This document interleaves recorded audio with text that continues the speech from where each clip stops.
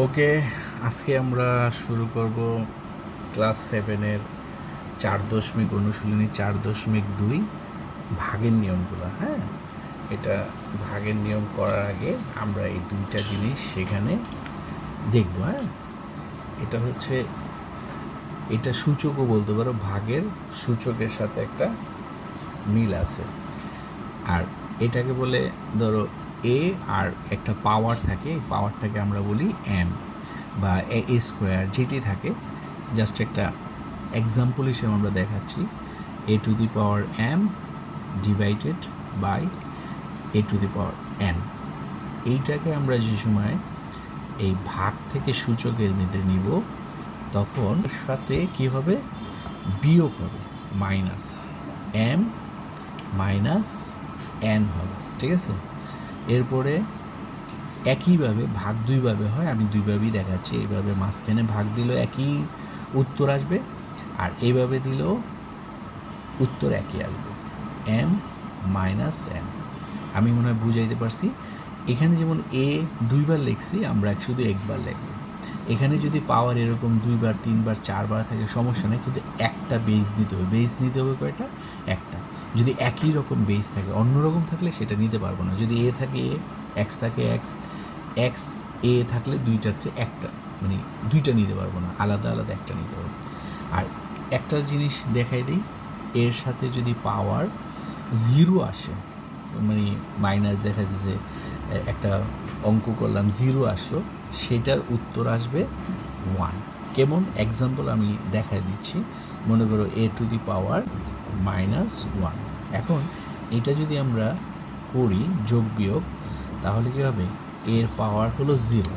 0 আমরা লিখে দিয়ে আসবো না, সেটা হলো নিয়ম 1। সেটা আমরা দেখি 1 থেকে যে 6টা অঙ্ক আছে, হ্যাঁ, সেইটা হলো এই নিয়ম 1-এর ভিতরে পড়ছে। প্যাকিং যেমন ধর 1 নাম্বার আমি যদি লিখি, ওকে। এখন আমরা এটা কীভাবে করব, এটা ওই যে যেটা বললাম যে আমরা ওই দুইভাবেই লিখতে পারি, এইভাবে লিখতে পারবো, অথবা এটাকে এইভাবেও লিখতে পারবো, a to the power 4 9 a to the power square. ঠিক আছে, এখন 9-এর সাথে এটা আমরা কাটাকাটি বা ভাগ করলে কত হয়, 5 × 45। আমাদের 9-এর নামটা লাগতেছে। আর এখানে আছে পাওয়ার 2, এখানে আছে পাওয়ার 4। এইটাকে আমি এইভাবেও লিখতে পারি, এই 5 লেখার পরে এ পাওয়ার 4, আর হচ্ছে যেহেতু এটা ভাগ আগে বলছি যে মাইনাস আসবে, ওই যে সূচকটা আগে দেখাইছি ওইটা একটু দেখে নেও, তাহলেই বুঝতে পারবো। তাহলে কী দাঁড়ালো, 5 এ টু দি পাওয়ার 2। এই অঙ্কটা হয়ে গেল। অতএব আমরা নিয়মটা লিখলাম, অতএব নির্ণয়ে ভাগফল। এটা যদি এইভাবে পুরো লিখি আমরা, তাহলে নাম্বারটা পুরো পাবো, নাহলে হাফ নাম্বার কাইটা দিতে পারি। এরপরে আসো আরেকটা দেখাচ্ছি, যে এখন আমরা কাটাকাটি করব। এটার সাথে যদি এটা কাটা দিই, 5 6 কত, 30। আর এই যে পাওয়ারগুলো আছে, এখন মাইনাস উপরে থাকুক নিচে থাকুক অসুবিধা নেই, মাইনাস আমরা সামনে নিব। এরপরে 5, এখন দেখো এ কয়টা আছে, এখানে উপরে আছে 4, আর এখানে আছে -2। এইগুলো আমরা বেস নিব। আবার এক্সের বেস এক্স নিব, ঠিক একইভাবে এক্স 3 - 1 এভাবে নিব।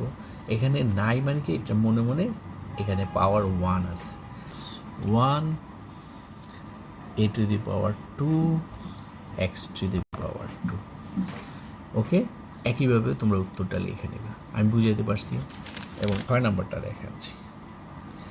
আর এর মধ্যে কোনো এই প্রথম নিয়মের ভিতরে তোমরা যদি কোনোটা না বুঝো, আমাকে অবশ্যই কমেন্ট বক্সে জানাবা, তাহলে আমি আরও ইজিভাবে তোমাদেরকে বুঝাই দিতে পারবো।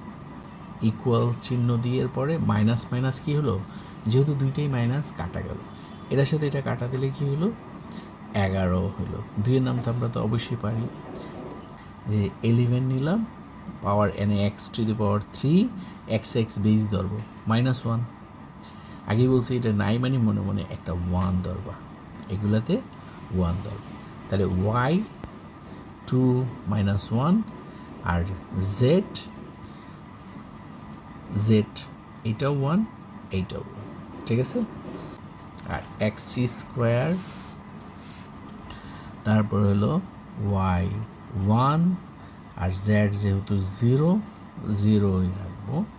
তারপরে এক্স স্কোয়ার ওয়াই আর জেড হলে, তাহলে এটা হলো আমাদের ইজি হয়ে গেল। তো এখানে 1 1-এর সাথে গুণ দিলে এই একই মান থাকে। আমি মনে হয় বুঝাতে পারছি। এই পর্যন্তই নিয়ম 1 শেষ। ওকে।